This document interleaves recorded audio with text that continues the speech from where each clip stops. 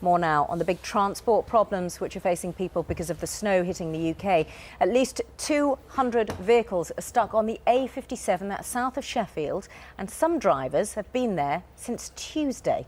Well, Neil Anderson is from the Calder Valley Search and Rescue Team, and he's been helping people get to safety. He joins us on the line now. Morning, Neil. You've had a busy time of it. Good morning. Yes, we have. Yeah, we were called down yesterday afternoon to assist two other mountain rescue teams. Edale and Woodhead teams were already there. We got a call for total 70 vehicles stuck, but when we got there, we realised that it was well over 200. And the A57 through the centre of Anston was just totally gridlocked.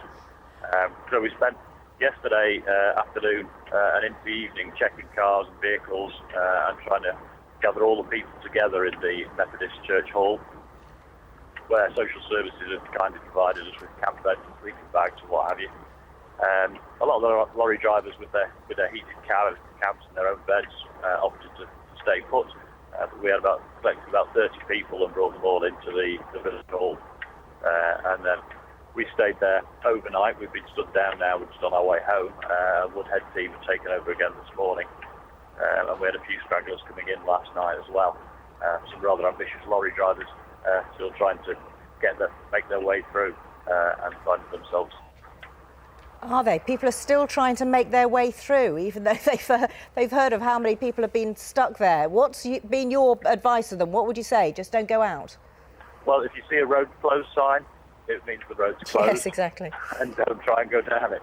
And Neil, some of those people have spent 2 nights in their vehicles. Yeah, it must be a bit of a state by the time you get to them.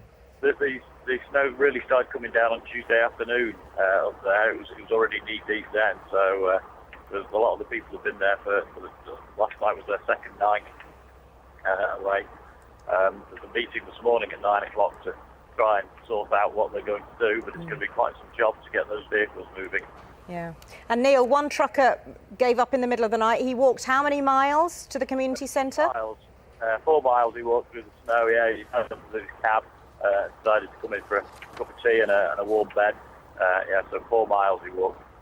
Wow. All right, Neil, you've obviously done a very good job there. Thank you very much for spending the time to talk to us. Well, you heard Neil there making out advice. Motorists being told in those affected areas don't travel unless it's absolutely necessary, and it's sort of fairly clear when you look out the window. So there are heavy delays on the roads and rail services as well.